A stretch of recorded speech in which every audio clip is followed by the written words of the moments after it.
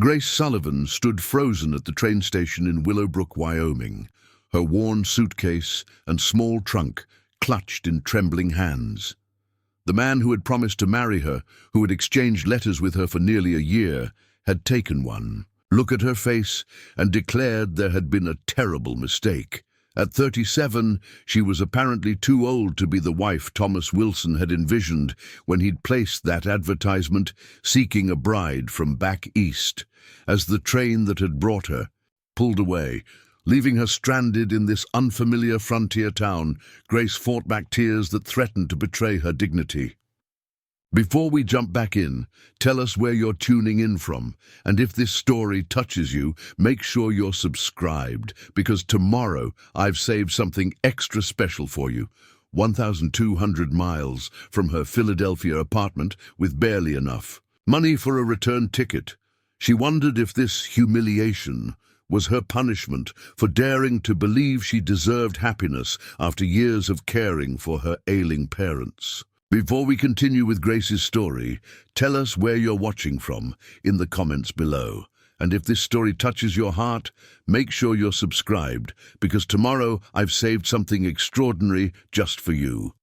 What Grace couldn't know was that the young, broad-shouldered rancher watching her from the mercantile porch would see something in her that no one else had bothered to look for in years. Not just beauty, but a strength and wisdom that matched the rugged vastness of the Wyoming prairie itself. The afternoon sun cast long shadows across Willowbrook's main street as Grace watched Thomas Wilson's wagon disappear in a cloud of dust. He hadn't even offered her a place to stay for the night or assistance finding accommodation. Just 30 minutes ago, she'd stepped off the train full of nervous anticipation, expecting to meet the thoughtful cattle rancher who had written her such promising letters about building a life together. Instead, the tall, weathered man had taken one look at her, his eyes narrowing as they darted between her face and the photograph she'd sent him months ago. "You cannot be Grace Sullivan," he'd said, his voice hardening. The woman in the photograph was younger. Grace had touched her face self-consciously. "That portrait was taken about 5 years ago," she admitted. "I mentioned I was 37 in my letters." Thomas's face had flushed with anger. "You look closer to 45 if you're a day. I specifically said I wanted someone who could still give me children, someone vibrant and youthful." The cruelty of his words had struck her like a physical blow. Standing now on the wooden platform, watching the last passenger depart, Grace felt the curious stares of locals passing by. In her sensible grey travelling dress and modest hat, she was clearly an outsider, and now an abandoned one at that. "Excuse me, Mum, are you all right there?"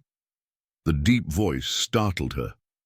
Grace turned to find herself looking up into the face of a tall young man with kind hazel eyes and sun-bronzed skin. His dark hair curled slightly at the edges of his Stetson, and though he couldn't have been more than 30, there was a maturity in his gaze that belied his years. He wore a well-worn leather vest over a clean cotton shirt, riding pants and boots that had clearly seen years of honest work. "I'm fine," Grace said automatically, though her trembling voice betrayed her. The man's face creased with concern.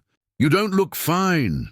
You look like someone who could use a hot meal and perhaps a friendly conversation."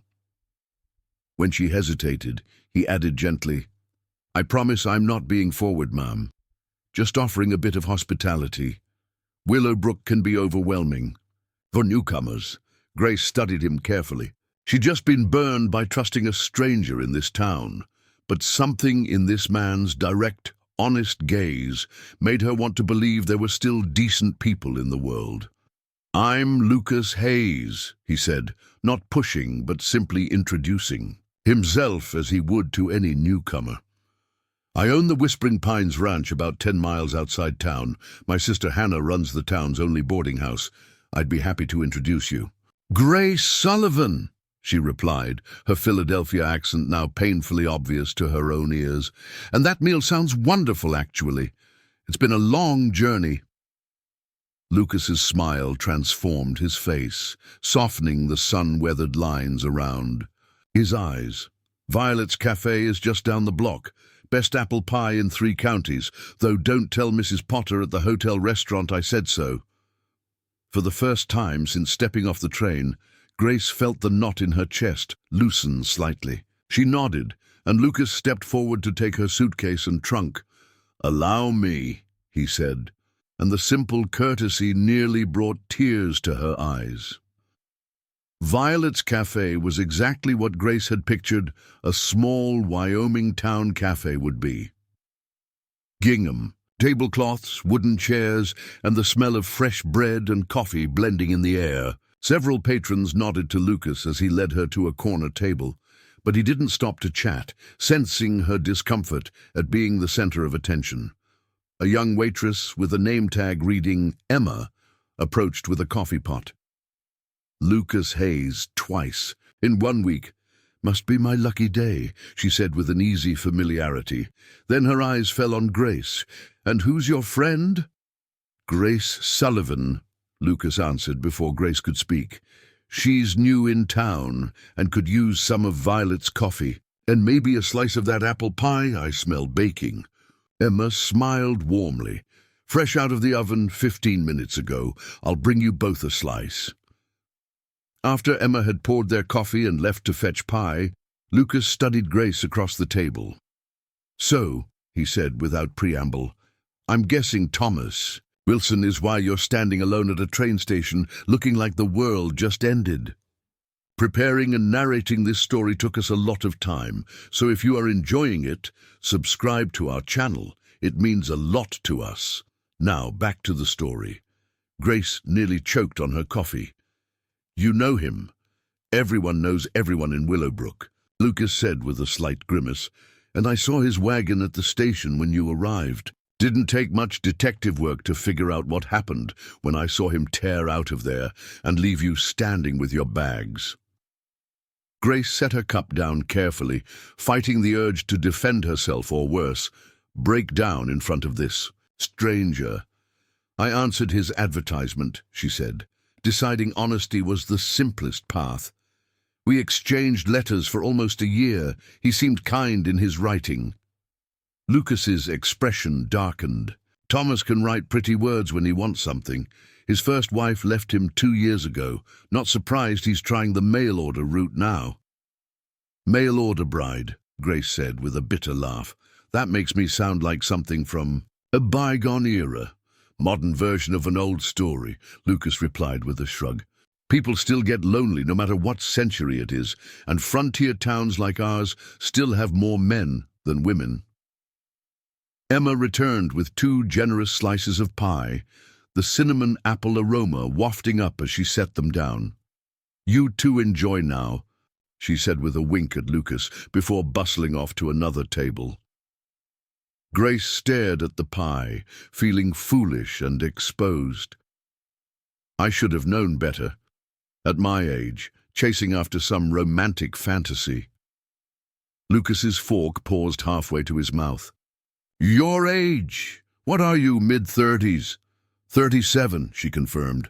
Lucas laughed, a rich sound that drew glances from nearby tables. "I'm only 29, Miss Sullivan, but I've never understood why folks get so fixated on birthdays. My grandmother used to say wisdom and character count for more than years." Despite herself, Grace smiled. He said he wanted children." The humor left Lucas's face. "And he couldn't have mentioned that important detail in one of his letters." "He did," Grace admitted, "but I told him I was still of childbearing age, I thought." She trailed off, embarrassed by her naivety. Lucas shook his head. "Thomas doesn't want children so much as he wants someone to cook, clean, and warm his bed. He's been telling everyone in town he's finding himself a young, biddable wife." He took a bite of pie, then added more gently, "His loss, if you ask me." Grace absently touched her hair, suddenly aware of the strands of grey at her temples she'd stopped trying to hide. A year ago, when she'd lost her position as a school teacher in Philadelphia after the school consolidated, she'd also lost her motivation to maintain appearances. After her mother's death following her father's passing 2 years prior, Grace had found herself suddenly alone, overqualified for most positions and underqualified for others that required more modern training. "I don't have anywhere to stay," she confessed. "The return train doesn't leave until tomorrow afternoon." Lucas considered this. "Willowbrook Inn is decent, clean rooms, fair prices." "I don't have much money," Grace said, hating the admission, but seeing no point in pride now. "I spent most of my savings getting here." Something shifted in Lucas's expression, not pity, but a kind of understanding that made Grace feel seen rather than judged. "My sister Hannah runs a boarding house about 5 minutes from here," he said after a moment. "Nothing fancy, but she's got the best garden in the valley, and she always keeps a room ready for travelers. She charges fair rates, and I'd be happy to cover your stay as a welcome to Willowbrook." "I couldn't accept charity," Grace protested. "Not charity," Lucas countered. "Western hospitality. Besides, Hannah would have my hide if I didn't offer. She's been running that place alone since she opened it 3 years ago, and she loves having interesting guests, especially ones who might appreciate her library. She was a school teacher before she started the boarding house." Grace felt a flutter of connection at the mention of books. "I was a teacher as well," she said, "before the schools merged and my position was eliminated." Lucas's eyes lit with interest. "Then you and Hannah will get along just fine. She's got a collection of literature that she guards like gold, been ordering books from back east since she was 16.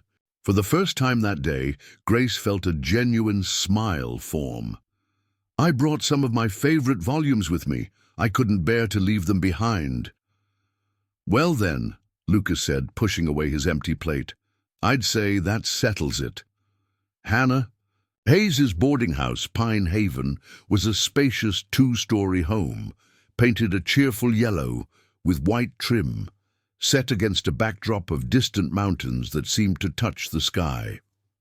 As Lucas's wagon rumbled up the gravel driveway, Grace felt a flicker of hope that perhaps her journey hadn't been entirely in vain. A slender woman, with the same hazel eyes as Lucas, appeared on the wraparound porch as they pulled up. Her dark hair was pulled back in a practical bun, and she wore a simple blue dress with an apron still tied around her waist. "Well, well," she called as Lucas helped Grace from the wagon. "My busy brother brings a visitor. The world must be ending." If you enjoyed this story so far, please make sure to subscribe to our channel for more inspirational tales like this one. Your support means everything to us. Now let's continue with Grace and Lucas. Lucas rolled his eyes good-naturedly. "Grace, meet my impossible sister, Hannah.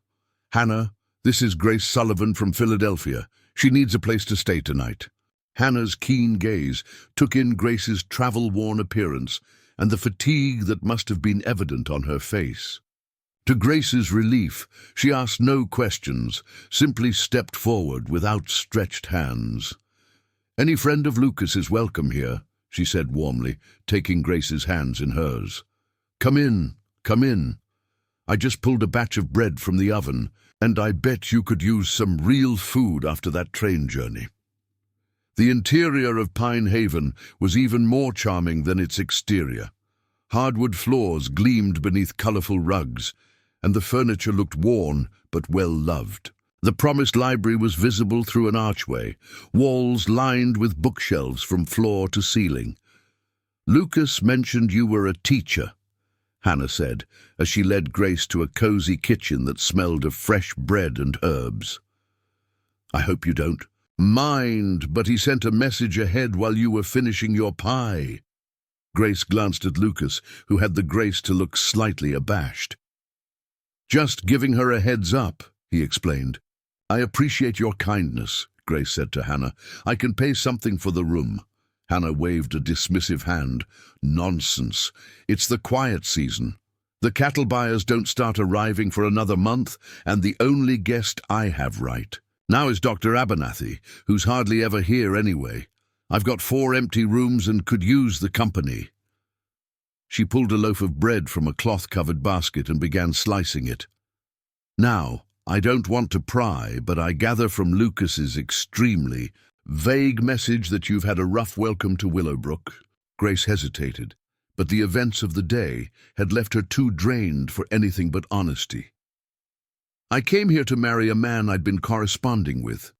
When we met in person, he decided I wasn't what he was looking for."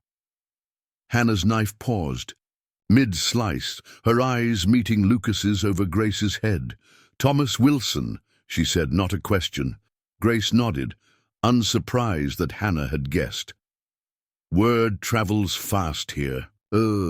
It does when someone places ads seeking a young, biddable wife in Eastern newspapers," Hannah said with undisguised disgust. "He did the same thing 3 months ago with a woman from Chicago. Poor thing arrived with her hopes up and left. In tears 2 days later." The revelation that she wasn't the first hit Grace hard. "I see," she managed, feeling the heat of embarrassment creep up her neck. Lucas cleared his throat. "Thomas doesn't speak for all of us in Willowbrook." "Far from it," Hannah agreed, setting a plate with bread, butter, and honey in front of Grace. "Most folks here have more sense than to judge a person by their age or appearance." She glanced at her brother with a look Grace couldn't quite interpret. "Some of us learned early on that character matters more than anything else." Lucas shifted uncomfortably. "I should get back to the ranch. Got a new foal that needs checking." He turned to Grace. "Will you be all right here with Hannah?" The genuine concern in his voice touched her. "Yes, thank you for everything. I don't know what I would have done if you hadn't come along." A slight flush colored Lucas's tanned cheeks. "Just happened to be in the right place." He nodded to his sister. "I'll bring information about Grace's return train by tonight." "Her return train?" Hannah raised an eyebrow. "My treat," Lucas said firmly. "Least I can do to make up for Willowbrook's less-than-welcoming committee." Before Grace could protest, he had tipped his hat and was gone, the screen door swinging shut behind him. Hannah sat down across from Grace with a thoughtful expression. "My brother doesn't usually talk to strangers," she remarked, pushing the honey pot closer to Grace. "He's been something of a loner since our parents died. Took over the ranch at 23 and has been working himself to the bone ever since." Grace paused with the bread halfway to her mouth.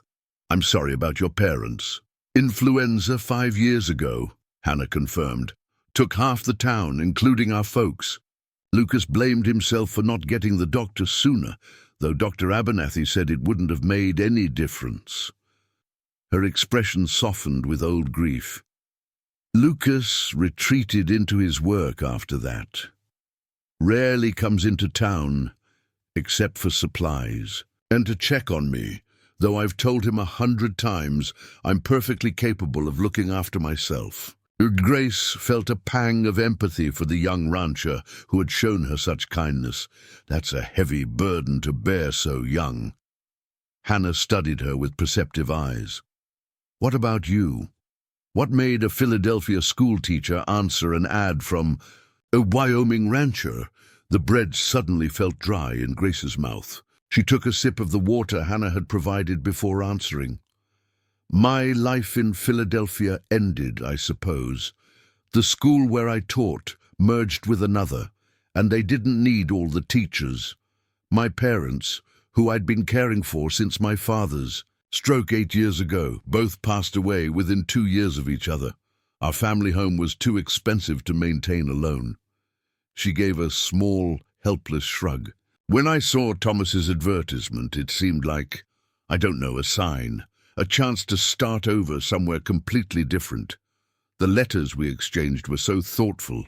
He described the land, the town, the kind of life we could build together. It felt right." "Brave," Hannah commented. "Taking a leap like that." Grace laughed without humor. "Foolish, more like. Look how it turned out. The day is not over yet, Hannah said with a cryptic smile. She stood and brushed crumbs from her apron. Come on, I'll show you to your room. You look like you could use a hot bath and some rest before dinner. I'm making chicken stew, and I've invited a few friends over, local women who run the town's lending library. They'd be thrilled to meet a real Philadelphia teacher. As Hannah led her up a wide staircase to the second floor, Grace felt a curious mix of emotions: humiliation at her rejection, gratitude for the unexpected kindness of the Hayes siblings, and beneath it all, a nagging question. Why had Lucas Hayes, a man who apparently avoided people as a rule, gone out of his way to help a stranded stranger? The late afternoon sun slanted through lace curtains, casting dappled patterns across the quilt of the four-poster bed where Grace had fallen into a deep, exhausted sleep. The sound of voices and laughter downstairs woke her, and for a moment she was disoriented, expecting to see the familiar walls of her Philadelphia bedroom. Reality rushed back as she sat up: the rejection at the train station, Lucas's unexpected rescue, and Hannah's generous hospitality. A glance at the small clock on the bedside table told her she'd slept for nearly 2 hours. Grace rose and went to the wash basin, wincing at her reflection. The woman who stared back looked tired beyond her years, the lines around her eyes and mouth deepened by the events of the day. She'd always considered herself reasonably attractive, not a great beauty, but pleasant-looking with good bone structure and expressive green eyes. Today, though, all she could see were the signs of age that had apparently rendered her unsuitable as a wife. After washing her face and rebraiding her hair, Grace changed into the one nice outfit she'd packed, a simple navy dress with pearl buttons down the front. She'd brought it for her first dinner with Thomas, imagining an evening where they'd begin to build on the connection they'd formed through their letters. Pushing away the painful thought, she made her way downstairs, following the sound of animated conversation to the dining room. Hannah stood at the head of a large oak table, surrounded by 4 other women engaged in lively discussion. And there, leaning against the doorframe with a glass of what appeared to be lemonade, was Lucas Hayes, looking more relaxed than he had earlier, though he straightened when he saw Grace in the doorway. "There she is," Hannah exclaimed. "I was just about to come wake you. Grace, come meet the Willowbrook Ladies' Literary Society, or as I call them, the only people in this town who don't think reading anything more substantial than a cattle price list is suspicious activity." The women at the table laughed, and Grace found herself drawn into their circle with surprising ease. There was Mrs. Eleanor Blackwood, the town's postmistress, a dignified woman in her 60s with silver hair and bright blue eyes behind wire-rimmed spectacles.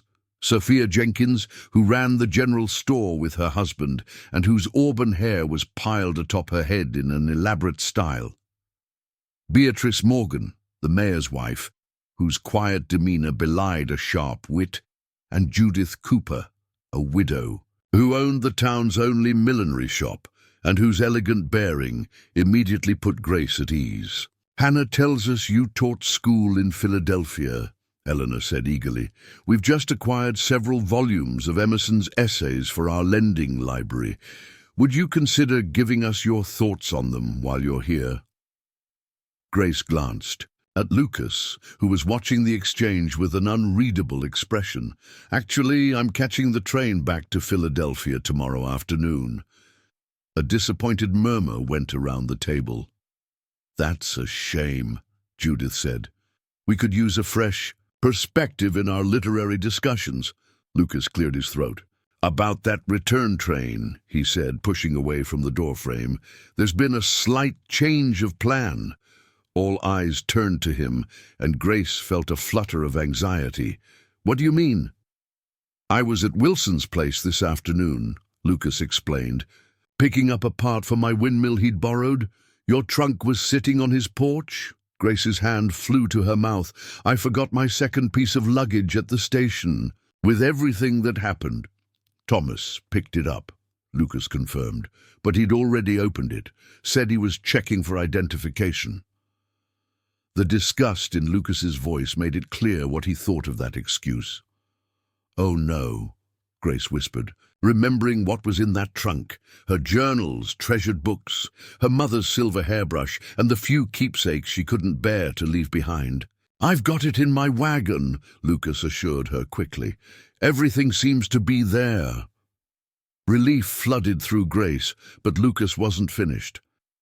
"But while I was getting it from him, he was running his mouth. Seems he's been telling folks around town that you misrepresented yourself in those letters." Grace felt blood rush to her face. "That's not true." "We know," Hannah said firmly, placing a supportive hand on Grace's arm.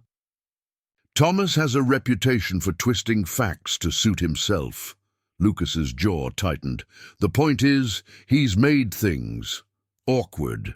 The station master tomorrow is his cousin, and he's already spreading the story that you tried to trick Thomas." "So what does that mean?" Grace asked, dread pooling in her stomach. "I can't get on the train." "You can," Lucas said, "but it might be uncomfortable. Small towns," he added with a grimace.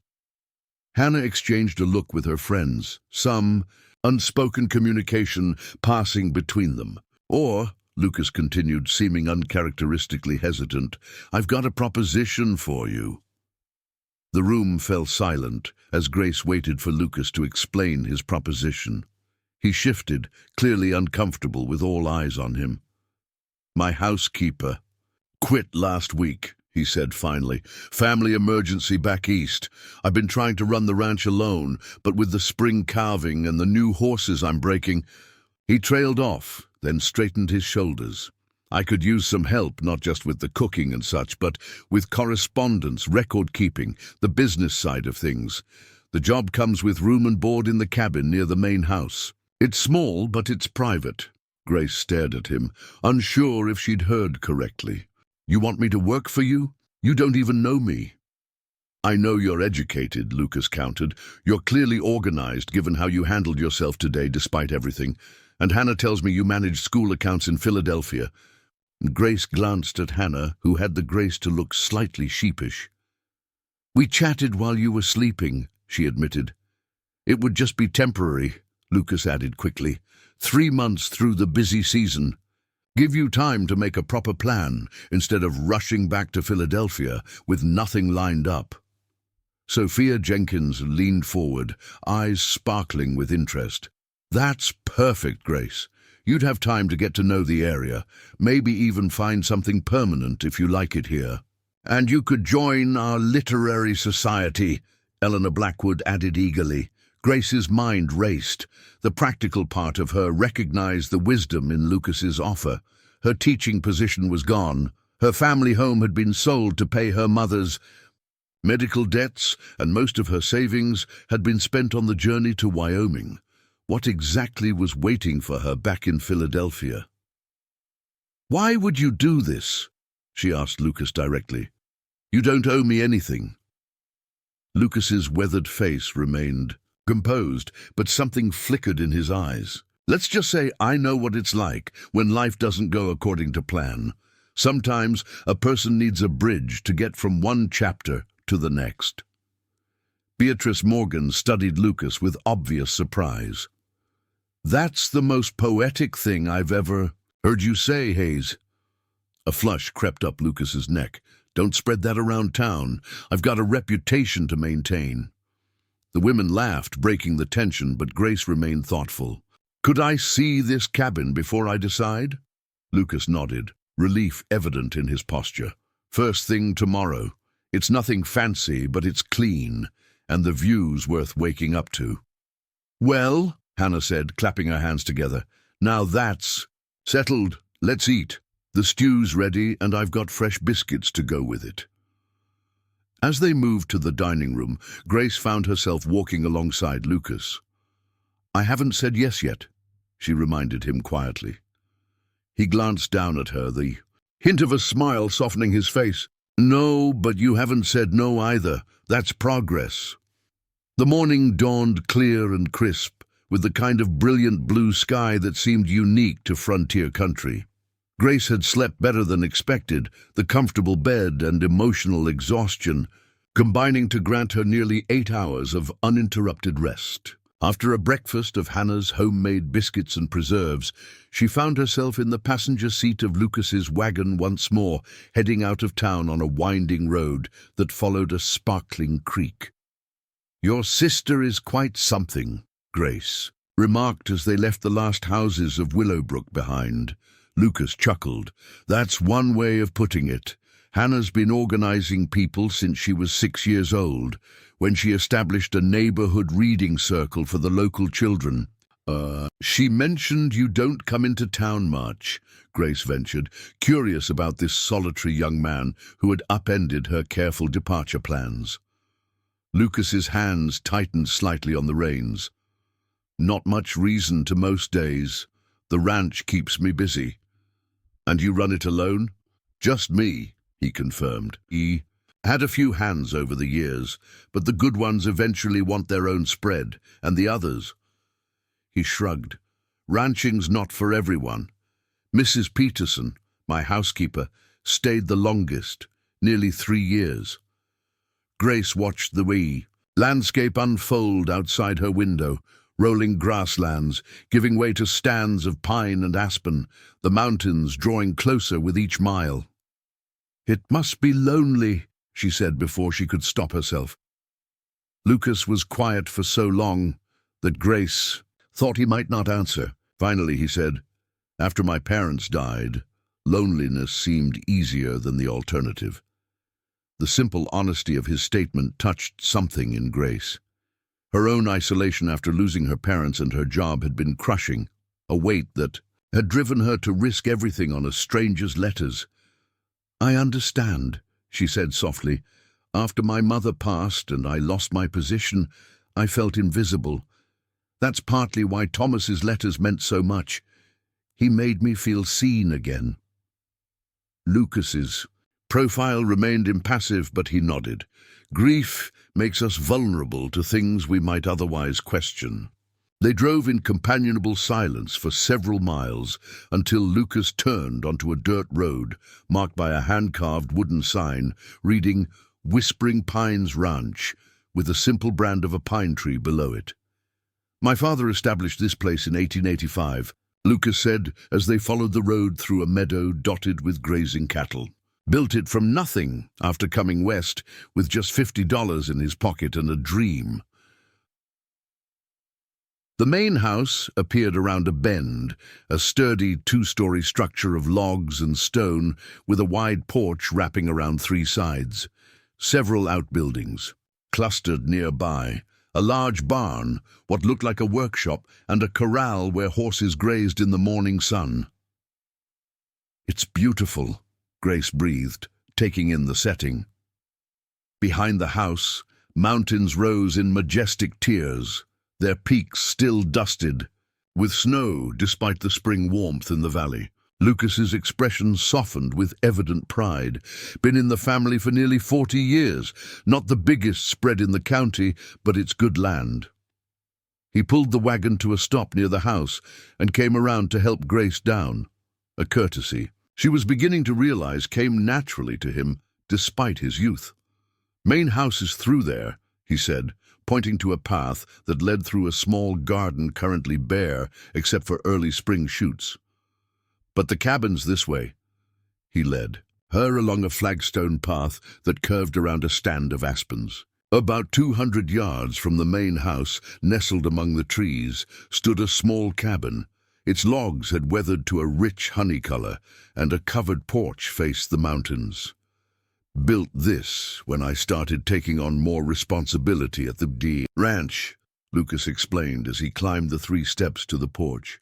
"Needed a place for the foreman, but we never found the right person to fill the position. Been using it for storage mostly." He unlocked the door and pushed it open, stepping back to let Grace enter first. The interior was simple but charming.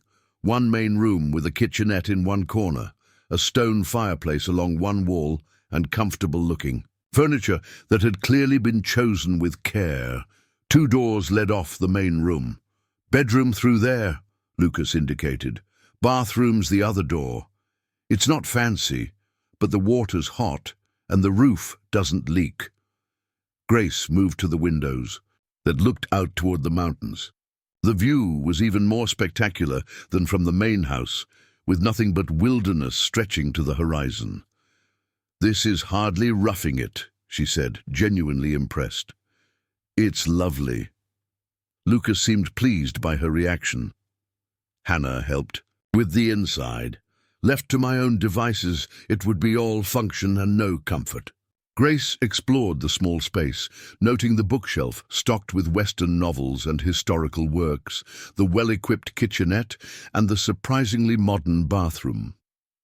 The bedroom was cozy, with a queen-size bed covered in a handmade quilt, and more windows providing the same breathtaking view. "The job," she said, returning to the main room where Lucas waited. "What exactly would I be doing?"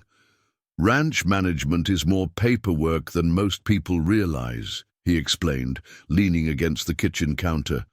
"Breeding records, vaccination, schedules, supply orders, payroll for the seasonal hands who will start arriving next month, plus correspondence with buyers, equipment maintenance tracking." He ran a hand through his dark hair. "Mrs. Peterson handled the household, but I've been trying to manage the business side alone. It's getting to be too much with the spring workload. So I'd be creating proper record-keeping systems." Lucas nodded. "And managing the day-to-day operations so I can focus on the actual ranching. There's a small office in the main house where you could work. The typewriter's ancient but functional." Grace considered the proposition. It wasn't so different from the administrative work she'd done as head teacher, organizing, systematizing, ensuring everything ran smoothly behind the scenes. "And after 3 months?" she asked. "After 3 months, you'll have savings in your pocket and time to decide what you want next," Lucas said simply. "No obligations beyond that unless—" He hesitated. "Unless we both decide differently." The directness of his answer was refreshing after Thomas's false promises. "I'm not a rancher, Mr. Hayes. I've never even been around livestock." He smiled slightly. "I'm not hiring you to wrangle cattle, Miss Sullivan. I need your brain, not your roping skills, though you're welcome to learn the ranching side if you're interested." Grace took a deep breath, considering her options: return to Philadelphia with no job, no home, and dwindling funds, or accept this unexpected opportunity, a chance to regroup, earn some money, and perhaps discover what she really wanted for the next chapter of her life. "All right," she said finally. 3 months. The relief on Lucas's face was subtle but unmistakable. "Good," he said. "That's good." Word traveled fast in Willowbrook. By the time Grace and Lucas returned to Hannah's boarding house to collect her things, Hannah had already fielded 3 phone calls from curious neighbors. "Violet from the cafe called first," Hannah reported as she helped Grace pack. "Wanted to know if it was true my reclusive brother had hired the mail-order bride that Wilson rejected. Then Eleanor called to see if you decided to join the literary society. And finally, Beatrice called to offer you a guest lecture spot at the schoolhouse if you're interested." Grace paused in folding her shawl. "A guest lecture?" "For the older students," Hannah confirmed. "Beatrice's daughter teaches there now, and she's been looking for someone to talk about Eastern literature to her students. She'd pay the standard visitor's rate." The idea of teaching again, even just for a day, sent a thrill through Grace. "I'd love that." Hannah beamed. "I'll let her know, and don't worry about the town gossip. It'll die down once they find something new to talk about." "I'm not sure what's more disconcerting," Grace admitted. "Being the subject of gossip, or how quickly everyone accepted me staying." Hannah folded a blouse with practiced efficiency. "Small towns can be tricky that way. We're in everyone's business, but we also look after our own. And like it or not, by accepting Lucas's offer, you've become our own in most people's eyes." "I've only been here 1 day," Grace pointed out. Yes, but you're staying at Whispering Pines Ranch, Hannah replied, as if that explained everything. The Hayes family has been Willowbrook royalty since my father helped half the ranchers here survive the drought of '93. My brother doesn't realize it, but his good opinion carries weight.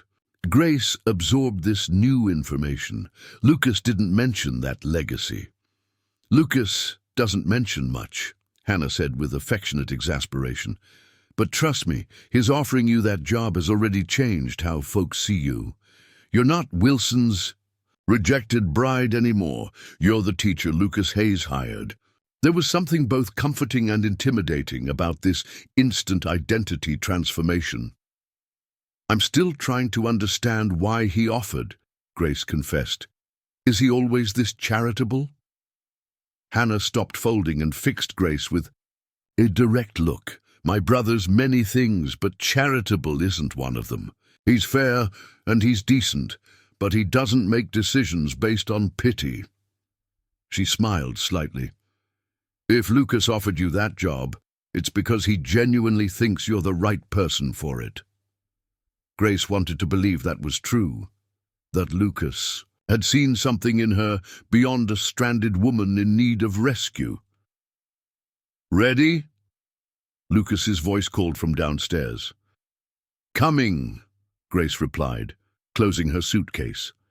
Hannah impulsively hugged her. The Literary Society meets every second Tuesday. I'll pick you up, and afterward you can stay here for the night. Lucas won't mind. He knows how our meetings can run late once the refreshments start flowing. The warmth of this casual inclusion in Hannah's life brought unexpected tears to Grace's eyes. Thank you, she managed, for everything. Oh, honey, Hannah said, squeezing her shoulder. This is just the beginning. Grace's first week at Whispering Pines Ranch passed in a blur of activity. The small office where she worked had clearly been organized according to a system that made sense only to Lucas, and perhaps not even to him.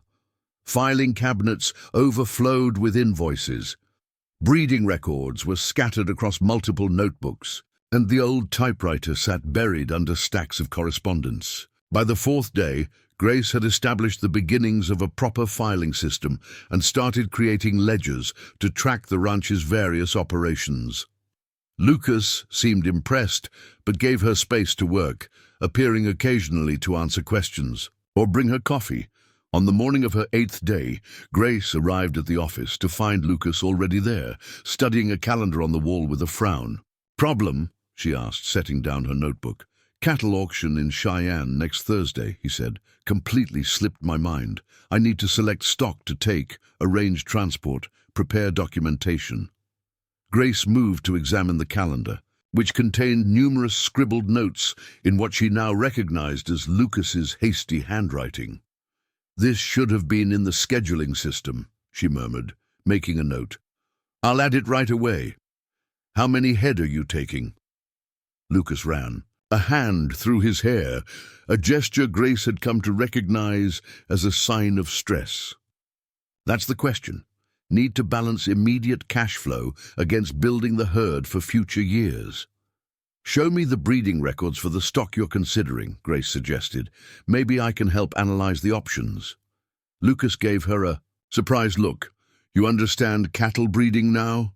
I understand data analysis, she replied with a small smile. And I've been reading those ranching books you lent me. The principles aren't so different from educational planning. Identify key variables, track outcomes, make evidence-based decisions. Something shifted in Lucas's expression. A new respect, perhaps? All right, Professor. Let's see what you can do with these. He pulled several folders from a cabinet and spread them on the desk. For the next 2 hours, they worked side by side, Grace asking questions about bloodlines and market values while Lucas explained the nuances of cattle ranching. Together, they identified 12 animals that made the most sense to sell based on the ranch's long-term goals. This is good work, Lucas said when they finished studying the ledger Grace had created. Better than good. I would have just gone With my gut. Sometimes intuition is valuable, Grace acknowledged, but data helps refine it. Lucas's tanned face creased in a rare full smile. We might make a rancher of you yet, Grace Sullivan. The warmth in his hazel eyes caused an unexpected flutter in her chest. I'm just doing what you hired me for, she said, suddenly flustered. You're doing more, Lucas said quietly, and I appreciate it. The moment stretched between them, heavy with something Grace wasn't ready to name.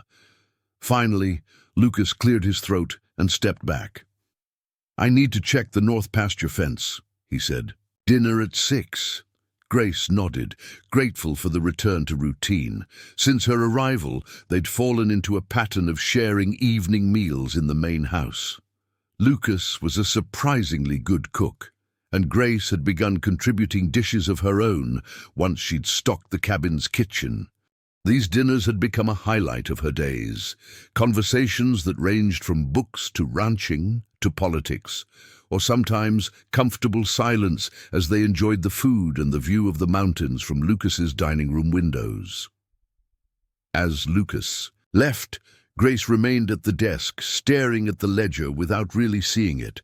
The life she was building here felt increasingly real and increasingly appealing. In just over a week, she'd gained meaningful work, the beginnings of friendships with Hannah and her literary society, and a growing appreciation for the rugged beauty of this place. And then there was Lucas himself, a man so different from what she'd expected when she'd set out for Wyoming, yet somehow exactly what she needed. His quiet strength, his evident loneliness that mirrored her own, the way his eyes crinkled when something amused him. Grace shook herself. She was here for 3 months, a temporary arrangement to get back on her feet. Developing feelings for her employer would only complicate an already complex situation. Still, as she returned to organizing the ranch's records, she couldn't help but wonder if Lucas Hayes might be more than just a bridge between chapters of her life, if perhaps he might become a chapter of his own. May arrived with an explosion of wildflowers across the meadows of Whispering Pines Ranch. Grace had been at the ranch for 3 weeks, and already she felt more at home than she had in her Philadelphia apartment during the last few years. Each morning, she woke to mountain views that still took her breath away, worked in an office she'd transformed from chaos to efficiency, and ended her days with satisfying exhaustion. Today was different, though. Today was the Willowbrook Ladies' Literary Society meeting and Grace's first real social outing since arriving in Wyoming. She stood in front of the small mirror in her cabin bathroom, critically assessing her appearance. The woman looking back at her seemed different somehow. Her cheeks had more color, her eyes brighter. Was it the mountain air, the physical work she'd begun helping with around the ranch, or something else entirely? A knock at the door interrupted her musings. She found Lucas on the porch, looking uncharacteristically hesitant. "Hannah's here to pick you up," he said, nodding toward where his sister's buggy was parked near the main house. "But before you go, I wanted to ask. The Founders' Day festival is next weekend. Town tradition, been going since 1890. Parade, dance, the whole thing." He paused, seeming to search for words. "Thought you might like to go. With me." Grace's heart skipped.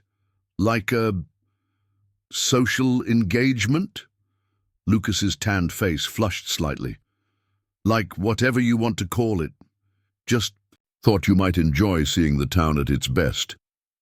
Before Grace could respond, Hannah honked her buggy horn impatiently. Lucas grimaced. "Think about it," he said, then added with unexpected gruffness, "Have fun with the books." He turned and strode toward the barn, leaving Grace staring after him, a smile tugging at her lips. "So," Hannah said as they drove toward town, "my brother finally worked up the nerve to ask you to Founders' Day." Grace shot her a surprised look. "You knew he was going to ask?" Hannah laughed. "Grace, I've known Lucas was going to ask you to Founders' Day since about 20 minutes after he met you. That man telegraphs his intentions like a semaphore, operator on a clear day." "I don't understand," Grace admitted. He's barely spent time with me outside of work discussions. And for Lucas Hayes, that's practically a declaration, Hannah said dryly. You have to understand, after our parents died, he shut down completely. Threw himself into the ranch, stopped coming to town events, turned down every attempt at matchmaking the good ladies of Willowbrook attempted. Grace processed this as the landscape rolled by. But why me? I'm just what? A highly educated, competent woman who's faced adversity with grace, who's transformed his chaotic business operations in less than a month, who appreciates literature and can still get her hands dirty helping with ranch chores. Hannah challenged. Put that way, Grace supposed she did have something to offer. Still, she hesitated. I'm only here temporarily. Hannah's expression softened. Life's temporary, honey. Doesn't mean it's not worth investing in. They arrived at Eleanor Blackwood's Victorian cottage on Willowbrook's elm-lined main street. Several buggies were already parked outside, and the sound of women's laughter drifted from the open windows. Just so you know, Hannah said as they walked up the path, they're going to interrogate you about Lucas, small town, big curiosity. Grace straightened her shoulders. I can handle it. Inside, the literary society welcomed her like a long-lost friend. Besides Hannah and the women she'd met at dinner that first night, there were two she hadn't met. Catherine Abernathy, the doctor's wife, and Margaret Wilson, a schoolteacher who, Grace was relieved to learn, was no relation to Thomas. We're so glad you could join us, Eleanor said, pressing a cup of tea into Grace's hand. Hannah says you've been working wonders at Whispering Pines. Grace demurred. Just getting things organized. That's not what we hear, Sophia said, with a gleam in her eye. Word is, Lucas Hayes actually smiled at the general store yesterday, nearly gave my husband a shock. The women laughed, and Grace found herself drawn into their easy camaraderie. The discussion of Emerson's essays was lively and insightful, with Grace adding perspectives from her teaching experience that the group received enthusiastically. You know, Beatrice said during a break for refreshments, that guest lecture spot at the school is still open. My daughter's students would benefit enormously from your expertise, Grace. I'd love to do it, Grace replied, surprised by how much she meant it. Teaching had been her passion before circumstance had taken it away. When were you thinking? Next Tuesday afternoon? The students are reading Hawthorne, and they're struggling with the symbolism. Grace nodded eagerly. Tuesday works perfectly. As the evening progressed, the conversation inevitably turned to more personal matters, specifically Grace's growing connection with Lucas. So, Catherine said, refilling teacups, has our young rancher made a move yet? Grace nearly choked on her tea. I beg your pardon. Oh, come on, Margaret prodded. The man hasn't escorted anyone to Founder's Day since before his parents passed, and suddenly you arrive, and he's volunteering for the planning committee. He asked me to the festival, Grace admitted, feeling a blush creep up her neck. The room erupted in exclamations and knowing looks. Called it, Sophia crowed. Eleanor, you owe me a pie. You were betting on this, Grace asked, torn between embarrassment and amusement. Willowbrook Entertainment, Hannah explained unapologetically, though I abstained from the wagering given my insider knowledge. Catherine leaned forward. Lucas Hayes is one of the good ones, Grace. After my husband and I arrived last year, our buggy was stolen the first week. Lucas not only helped track it down, but insisted on paying for the repairs since it happened in his town. Never mentioned it, never acted like he'd done us any favors.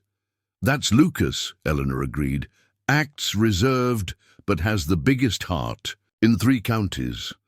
Grace took a sip of tea, processing these revelations. I'm only here temporarily, she reminded them, echoing what she'd told Hannah. 3 months was the agreement. Judith exchanged knowing glances with the others. Plans change, she said simply. Mine did. Came here for a 2-week visit to my sister 20 years ago. Met my late husband at the Founders' Day dance, and I never left. Best laid plans, Beatrice agreed. I was en route to Oregon to start a school when my wagon broke down outside Willowbrook. While it was being repaired, I met the mayor's son and discovered the town needed a teacher. That was 30 years ago. Are you saying Willowbrook has some kind of magical pull?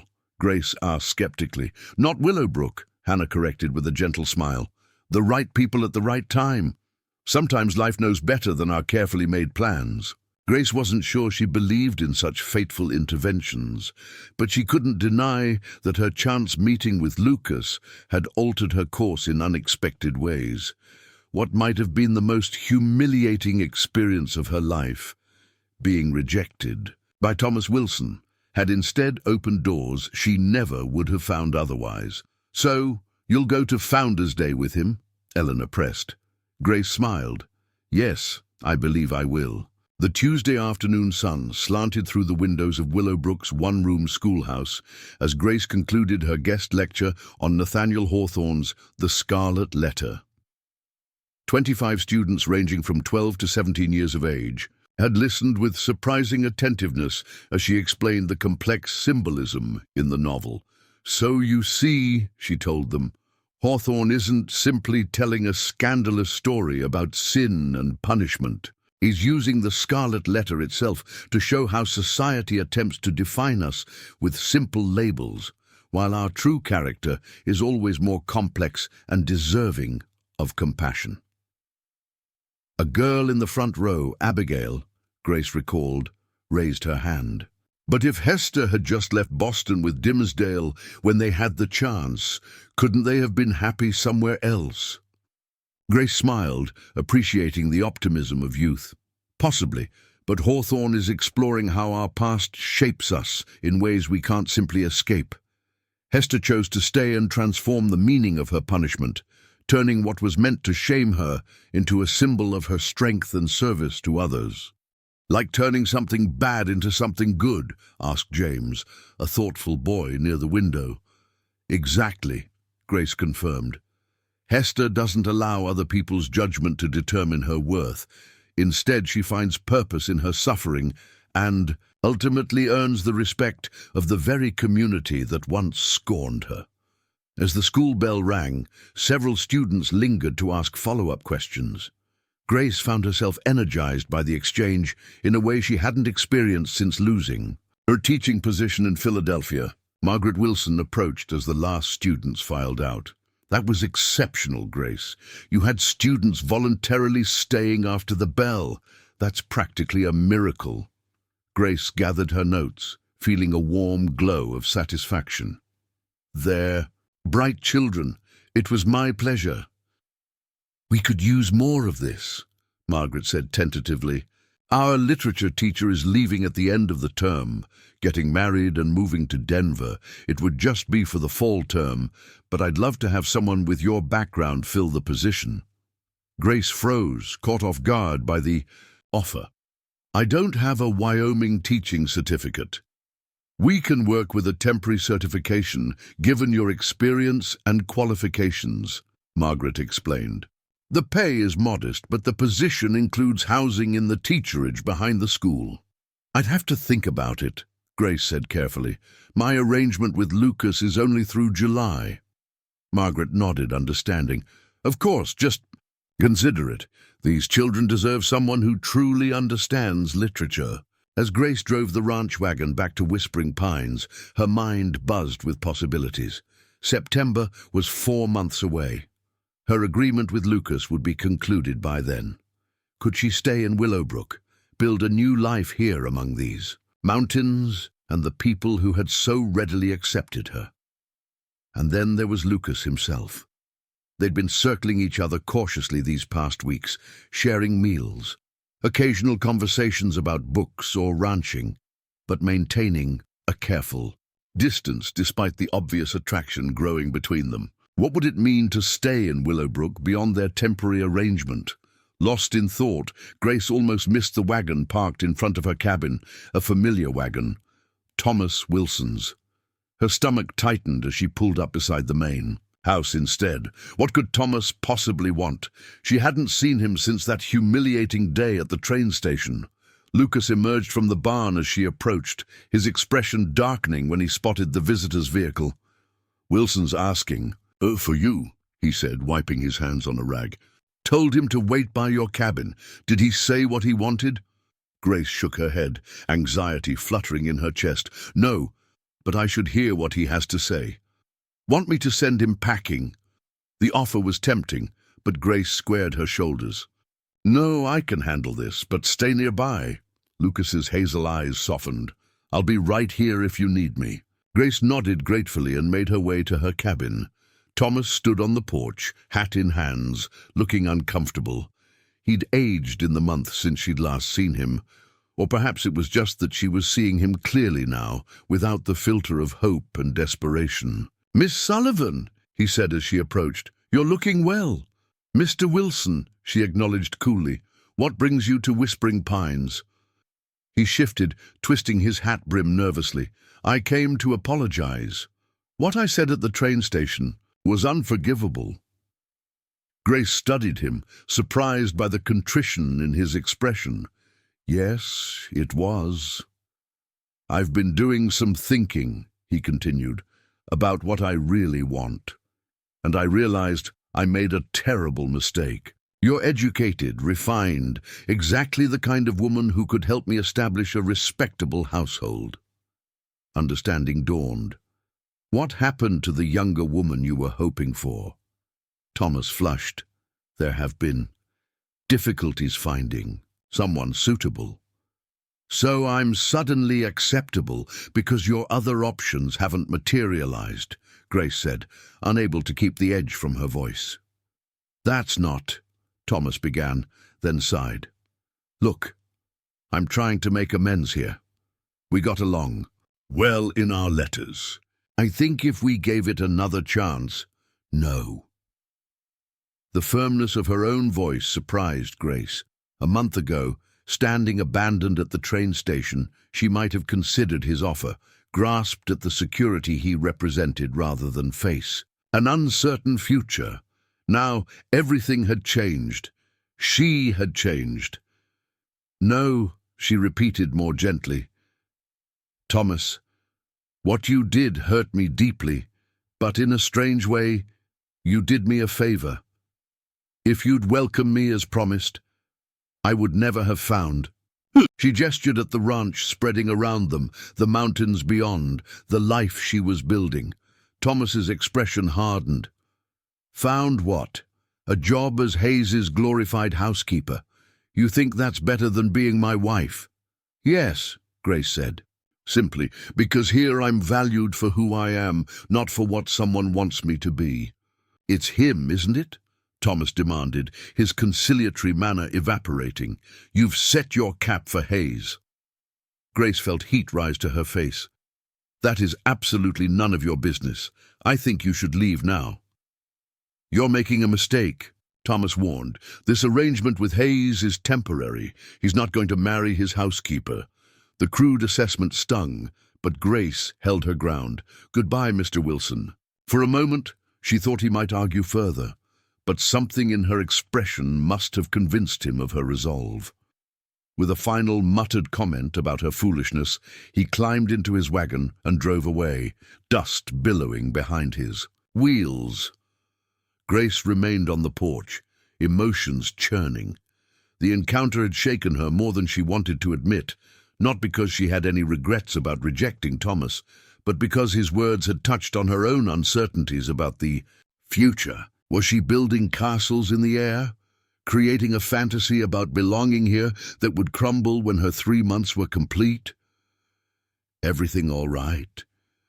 She turned to find Lucas approaching, concern evident in his features.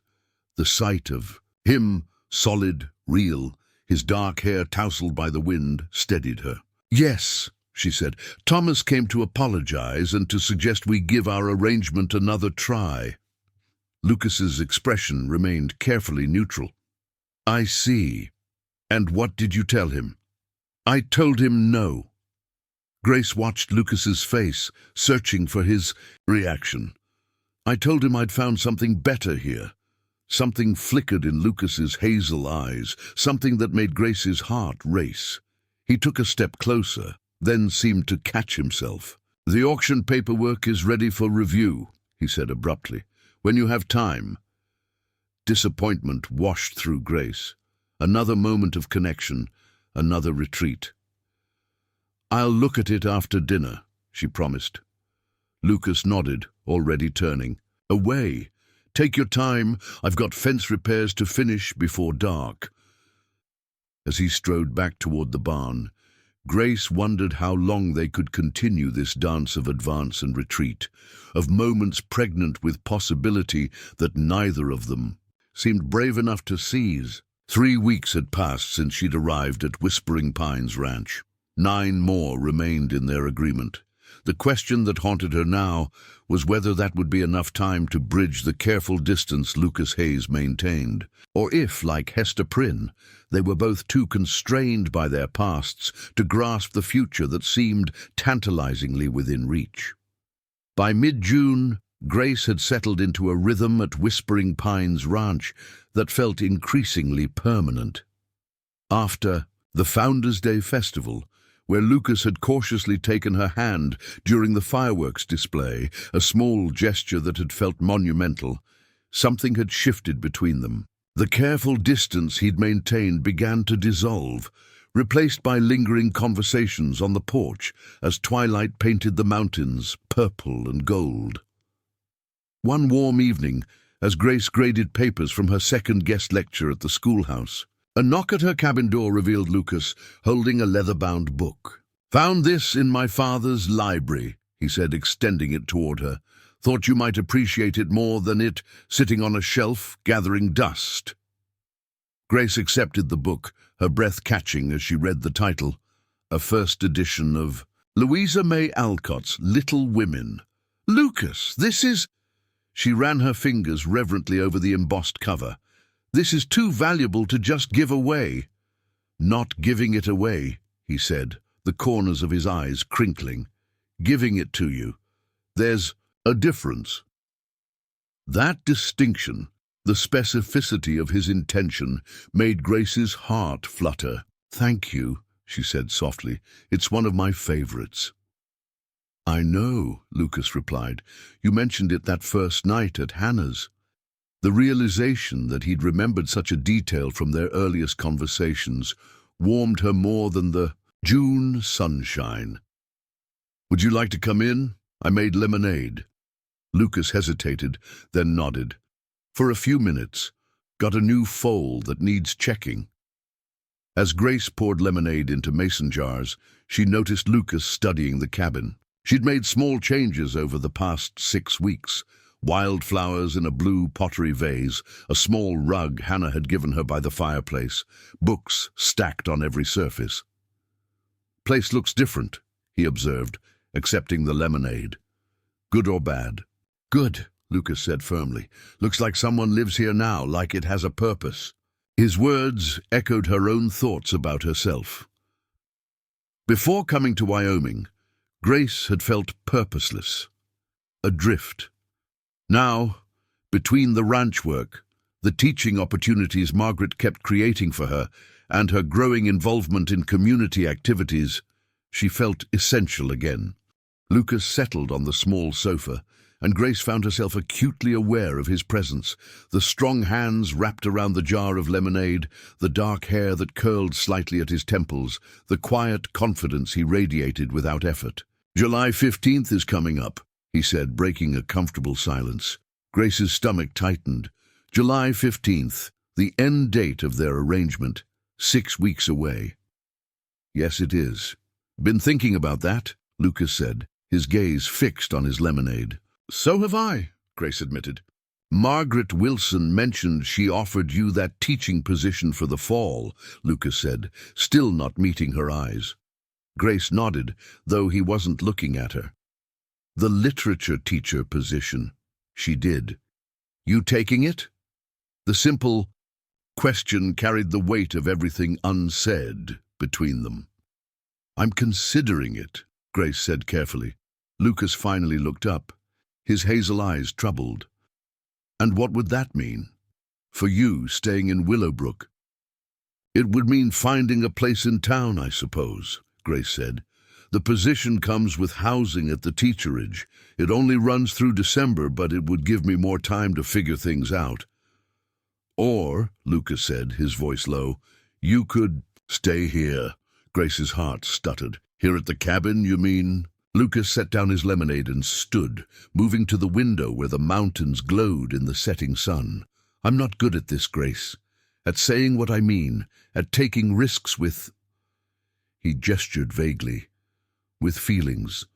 Grace rose and moved to stand beside him, close enough to feel the warmth radiating from his body, but not touching. I'm not either, she confessed. After losing my parents, my position, my home, I closed off. That's why Thomas's letters seemed like a lifeline. Someone wanted me again. Lucas turned to face her, his expression painfully vulnerable. I want you, Grace. Here, not just for the work you do, though God knows you've transformed this place. For who you are, for how you see the world, for how you make me see it differently. The simple honesty of his words brought tears to Grace's eyes. Lucas, the shrill whinny of a horse outside cut through the moment. Lucas grimaced, looking out the window. That's lightning! Something's wrong with her foal! He turned back to Grace, conflict evident in his face. I have to go, Grace said, understanding the realities of ranch life, but unable to quell the disappointment rising in her chest. Another moment interrupted, another conversation left dangling. Lucas paused at the door, turning back with an intensity that caught her breath. This isn't finished, Grace. What I was trying to say, we'll talk when I get back, even if it's the middle of the night. And then he was gone, boots pounding down the porch steps as he raced toward the corral where his prized mare was circling in distress. Grace stood at the window long after Lucas had disappeared into the barn. The book he'd given her clutched to her chest, his words echoing in her mind. Unable to simply wait, Grace lit a lantern and walked to the small pond behind the cabin. The night air carried the scent of pine and sage, while a chorus of crickets provided a symphony that seemed to match her racing thoughts. She settled on a flat rock at the water's edge, opening the Alcott novel to find an inscription she hadn't noticed before. To my son Lucas, may you find someone who understands your quiet heart. With love, Mother. Christmas, 1887. The handwritten note made Grace's throat tighten. How long had Lucas's mother hoped her son would find companionship? How many years had these mountains waited to be shared? Grace closed the book, overwhelmed by the weight of what Lucas might be offering. Not just a job extension, not just a relationship, but a legacy. A future intertwined with this land, these mountains, this life so different from anything she'd imagined for herself. The moon climbed higher, casting silver light across the pond's surface. Grace found herself doing something she hadn't done in years, making plans, not desperate, grasping plans born of necessity, but hopeful visions of possibility. Teaching at the school, continuing to modernize Whispering Pines operations, perhaps writing the children's book about frontier life she'd always dreamed of authoring. And Lucas, always Lucas in these new visions of her future. His quiet strength, his unexpected tenderness, the way he saw her, truly saw her, when others had looked past a woman deemed too old to matter. The sound of approaching footsteps pulled Grace from her reverie. She raised her lantern, its light revealing Lucas making his way along the pond path. His shirt was stained, and he looked exhausted, but relieved. "The foal?" Grace asked as he approached. "He's fine," Lucas said, settling beside her on the rock. Tangled himself in some fencing, more scared than hurt. They sat in silence for a moment, watching the moonlight dance on the water. "I found the inscription," Grace said finally, gesturing to the book beside her. Lucas nodded, his profile silvered by moonlight. "Mom gave me that the Christmas before she died." I was 15, more interested in horses than books. Didn't understand what she meant until much later. And now? Grace asked softly. Lucas turned to face her, his expression open in a way she'd never seen before. Now I think she'd be pleased. I finally found someone who makes me want to talk, instead of just listen. Grace smiled at that. Hard to imagine you were ever more quiet than you are now. After my parents died, words seemed pointless. What was there to say that would change anything? His hand found hers in the darkness. Until you stepped off that train, and suddenly there were things I wanted to say again. Grace's heart swelled at the simple admission. I came to Wyoming looking for security, she said thoughtfully. A safe harbor after everything fell apart. What Thomas offered in his letters seemed like a practical solution, not a grand passion. Lucas's face remained carefully neutral, but his hand tightened on hers. Now I realize I was asking for too little, Grace continued. I was settling for security, when what I really needed was a home, a purpose, a future, with possibility. Hope dawned in Lucas's eyes. And can you find that here with me? I already have, Grace answered simply. These past weeks, I felt more alive, more myself than I have in years. The work, the community, even the challenges, they've awakened something I thought was gone forever. And us? Lucas asked, his voice husky. Grace smiled. That's the best part. Lucas moved closer, lifting his free hand to brush a strand of hair from her face. So you'll stay? Not just until July, not just for the teaching job, but here, with me. Yes, Grace said, the single word carrying the weight of all the changes, all the chances she was embracing. I'll stay. Lucas's smile transformed his face. As my ranch manager? Grace laughed. Among other things. Partner? Yes. Companion? Absolutely. Wife someday? There was vulnerability in the question, but certainty too. Grace reached up to touch his face, tracing the lines that sun and weather had etched. Ask me properly when you're ready, and we'll see. Lucas chuckled, the sound rich with happiness. Fair enough. Then he grew serious again. I'm not rushing this, Grace. We have time now, all the time we need. The sound of hoofbeats interrupted them, lantern light bobbing along the main drive. As a rider approached the ranch house, Lucas sighed.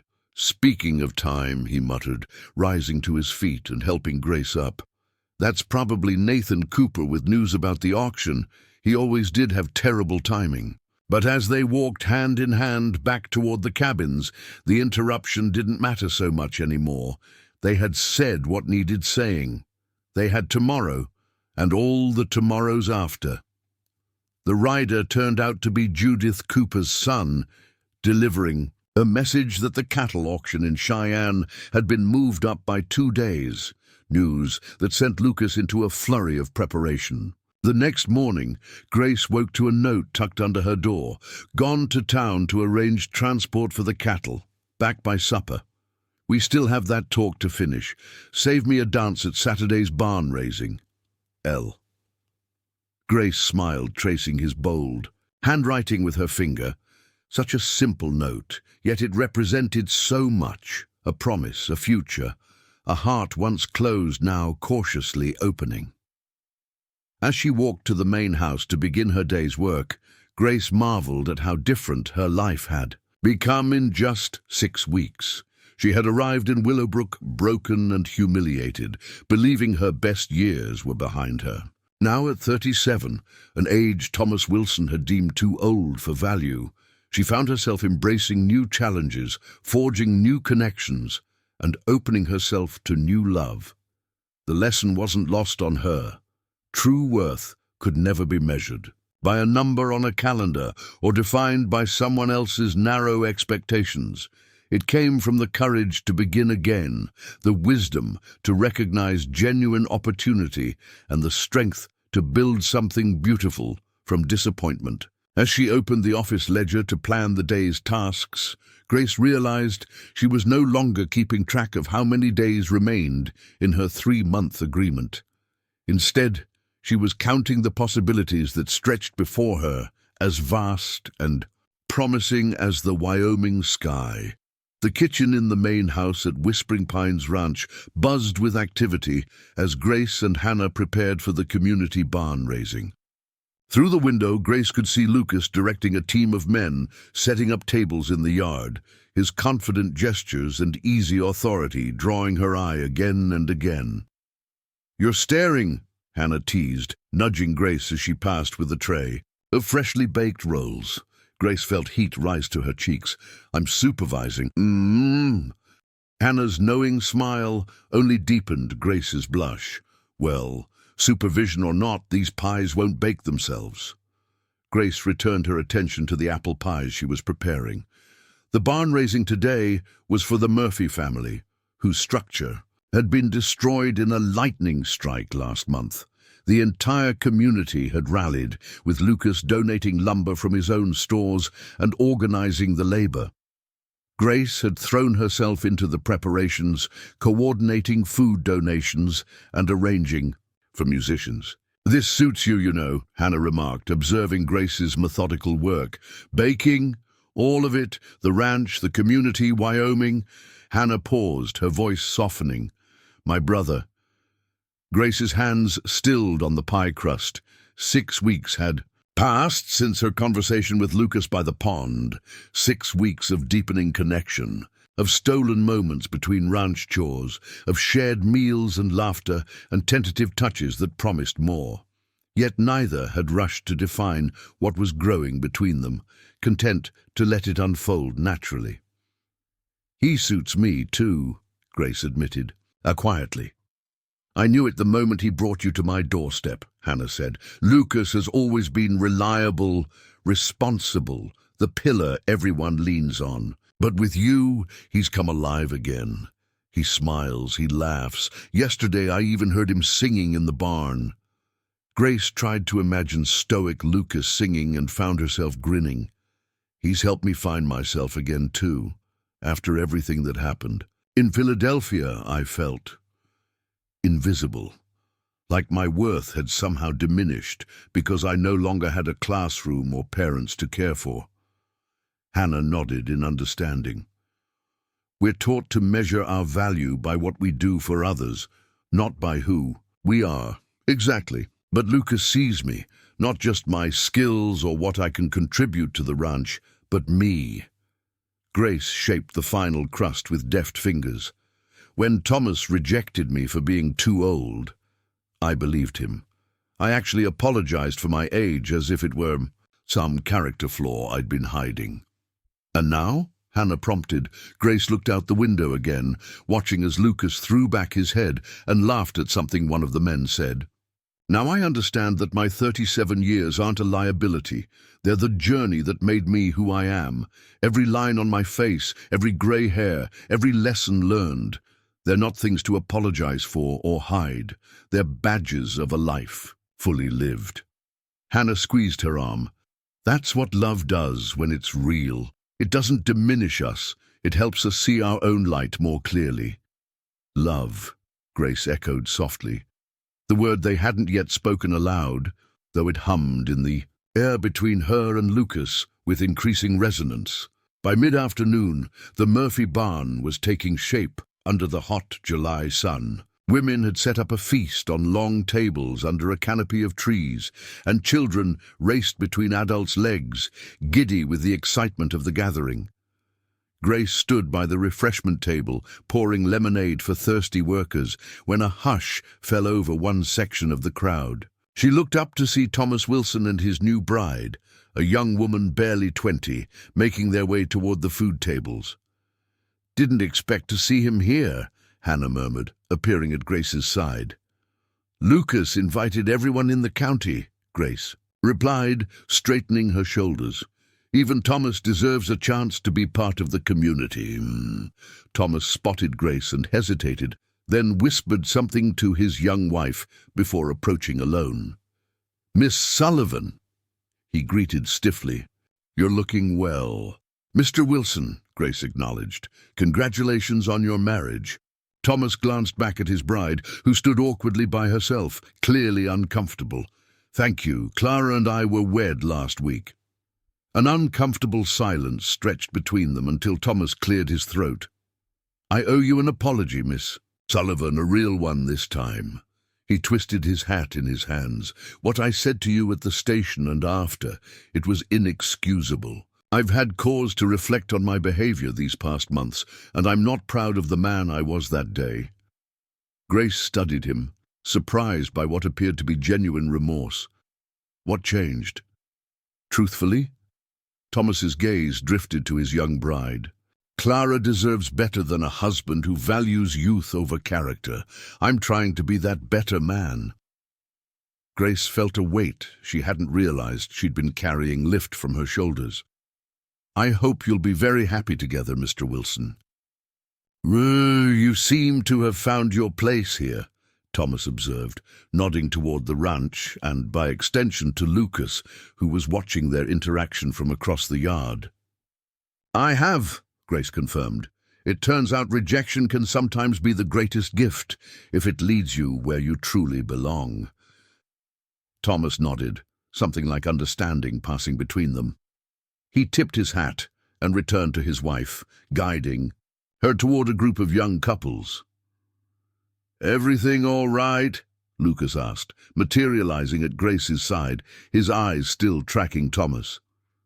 "Yes," Grace said, surprising herself with how much she meant it. "Everything is perfect." Lucas studied her face, then smiled, that rare, full smile that transformed his features and made Grace's heart skip. "Dance with me later?" "I believe you already reserved one," she reminded him, recalling his note. "I'm reserving all of them," he replied, his voice low enough that only she could hear. The sun was setting as the community gathered to celebrate the completed barn. Lanterns hung from posts, casting a golden glow over the makeshift dance floor. A small band of local musicians struck up a lively tune, and couples began to form. Lucas found Grace by the dessert table, where she was arranging the last of her apple pies. Without a word, he took her hand and led her to the dance floor. Unlike many of the men who had grown up on ranches with little time for social graces, Lucas moved with surprising confidence, guiding Grace through the steps of the waltz. "You dance well for a reclusive rancher," she teased. "My mother insisted," he explained, "said no son of hers would stomp around a dance floor like a newborn colt." His expression softened with memory. "She would have liked you, Grace, would have appreciated your spirit, your intelligence." "I wish I could have met her," Grace said. Lucas's arm tightened around her waist. "She gave me that book for a reason. I think somehow she knew the kind of woman who would eventually capture my heart would be one who valued words and ideas as much as she did." Grace's breath caught at the implication.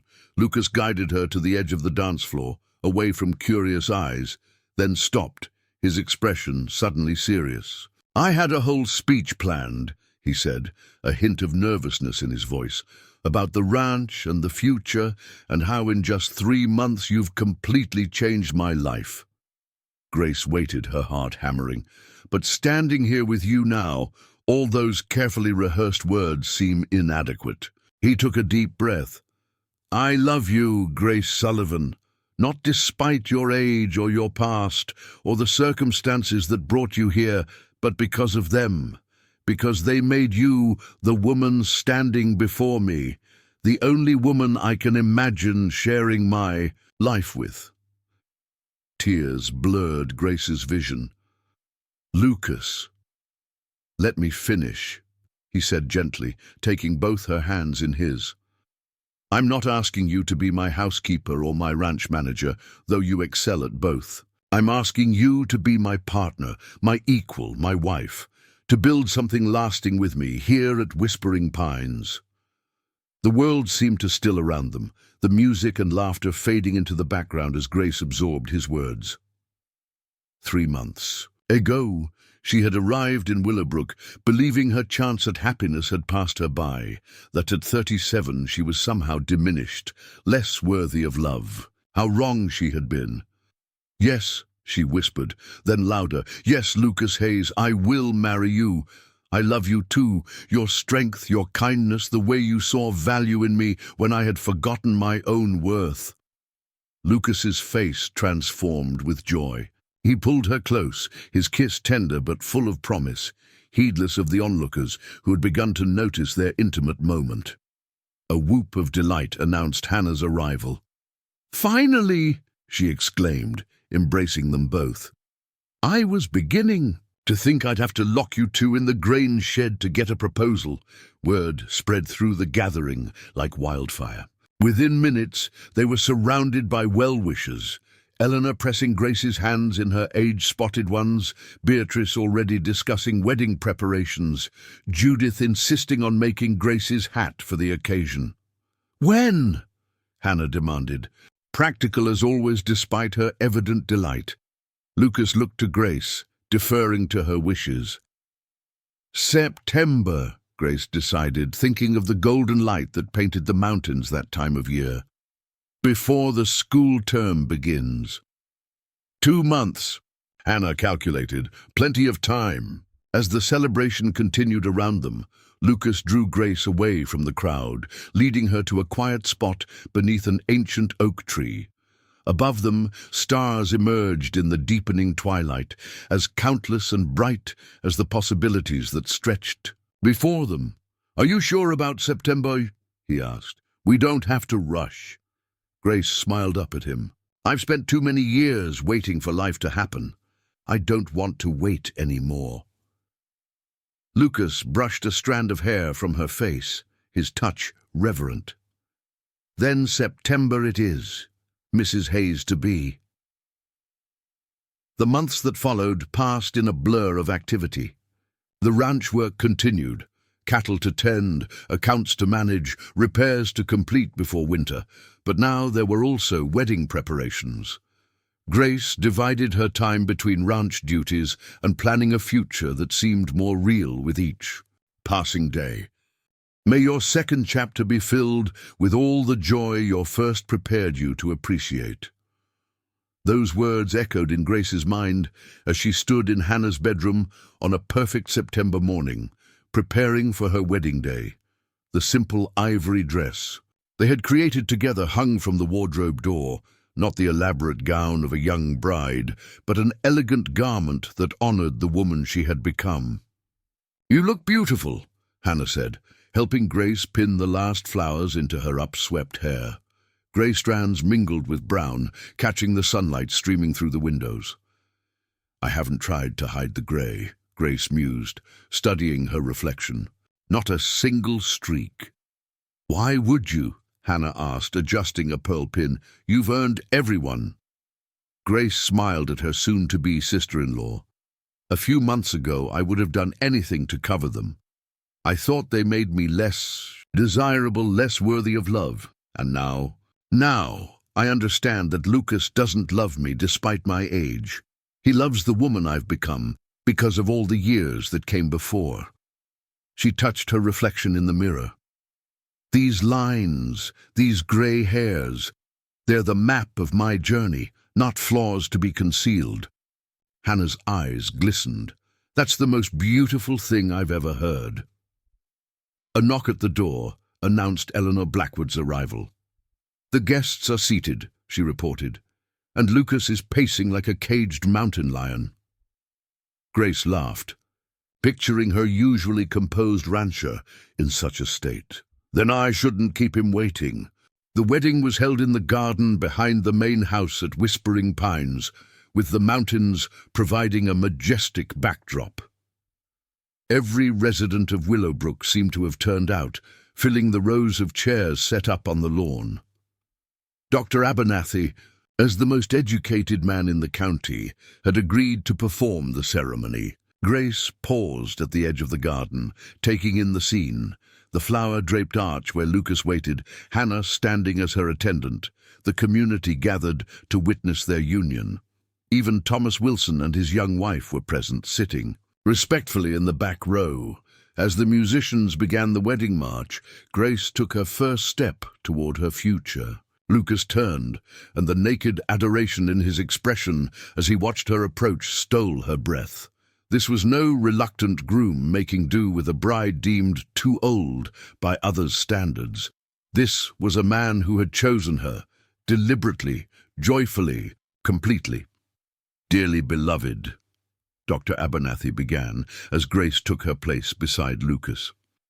"We are gathered here today to witness the union of two souls who found each other not in the first bloom of youth, but in the full ripeness of experience and wisdom." Lucas's hand found Grace's warm and steady. "In a world that too often worships youth above all else," the doctor continued, "these two stand before us as testament to a deeper truth, that love, when it is real, sees beyond the surface to the essential self beneath, that the heart recognizes its match not in perfection, but in complementary strength and shared purpose." Grace felt tears well up as the doctor's words resonated with her own journey. "Lucas and Grace have prepared their own vows," Dr. Abernathy announced, stepping back to give them center stage.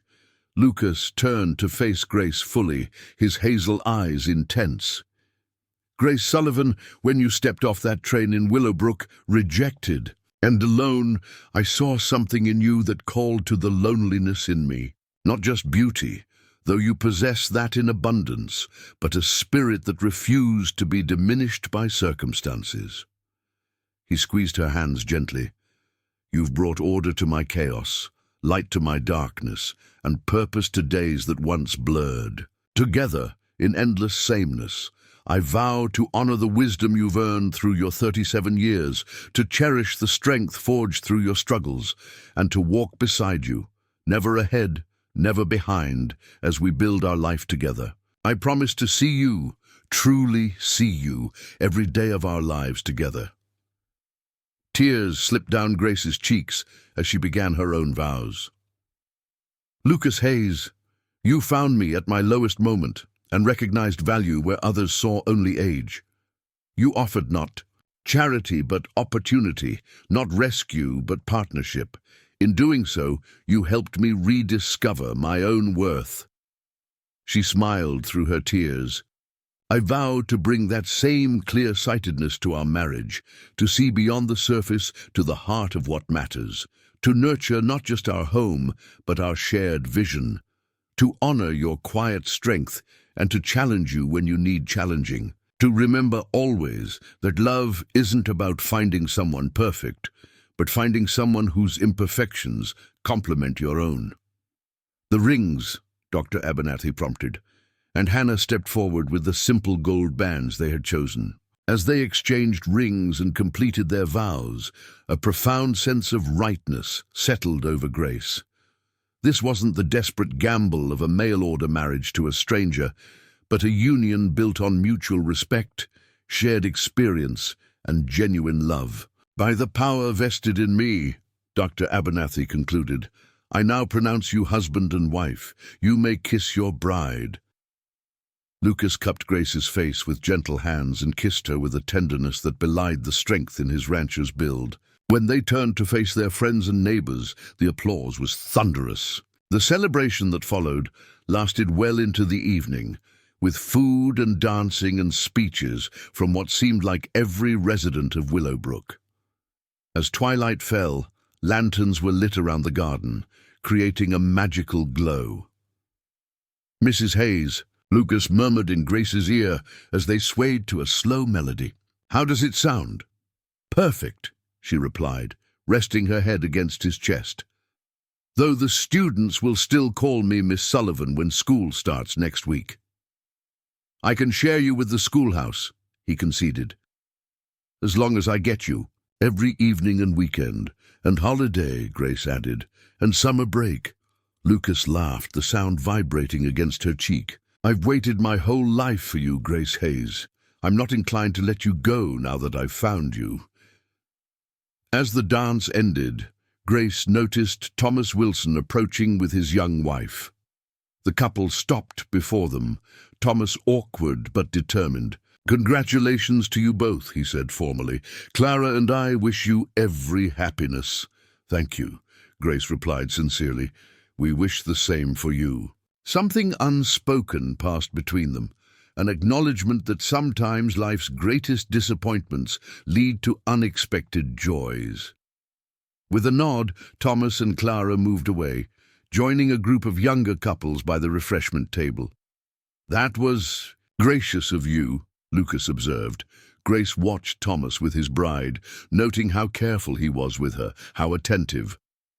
"I think he's trying to be a better man, and in a strange way, I owe him a debt. If he hadn't rejected me that day, I might never have found my way to you." "Then I'm the one who owes him," Lucas said, his arm tightening around her waist. "Though I'd like to think we would have found each other somehow." "Across a crowded town meeting," Grace suggested with a smile. "Or perhaps a literary society gathering where you made a rare appearance. Or simply riding across my land one day and discovering a beautiful woman who got off at the wrong train stop," Lucas countered. Hannah appeared, cheeks flushed from dancing. "If you two are finished imagining alternate realities, there's a wagon decorated with ribbons and flowers waiting to take you home." Home. Such a simple word for such a profound concept. As Lucas led Grace to the waiting wagon amid a shower of rice and well-wishes, she marveled at how completely her life had transformed in just 4 months. From the rejection at the train station that had seemed like the end of her hopes to this moment of beginning, surrounded by community, joined to a man who valued her completely, stepping into a future bright with promise. The wagon rolled away from the celebration, taking them along the moonlit road to Whispering Pines. Lucas's arm was warm around her shoulders, the night air sweet with the scent of sage and pine. "Happy?" he asked, searching her face in the silvery light. "Beyond words," Grace replied. "I never imagined when I answered Thomas's advertisement that I was actually taking the first step toward finding myself. And finding you," Lucas pressed, a kiss to her temple. "Sometimes life's greatest blessings arrive disguised as disappointments." "And sometimes," Grace added, leaning into his embrace, "the very qualities others reject become the foundation for something far more beautiful than we dared to dream." As the wagon crested the hill overlooking Whispering Pines Ranch, their home spread before them. The main house with windows glowing welcome, the barn where they had shared their first meaningful conversation, the cabin where Grace had begun to rebuild her life, and beyond, the vast Wyoming wilderness stretching to meet the star-studded sky, as boundless and full of possibility as the future they would create together.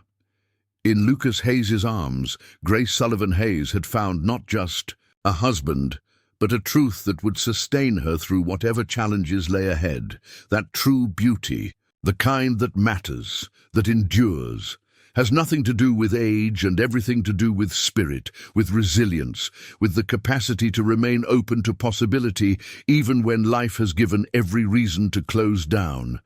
And in that truth lay the most precious gift of all, the knowledge that at 37, her story wasn't ending. It was only just beginning. Up next, you've got 2 more standout stories right on your screen. If this one hit the mark, you won't want to pass these. Just click and check them out, and don't forget to subscribe and turn on the notification bell so you don't miss any upload from us.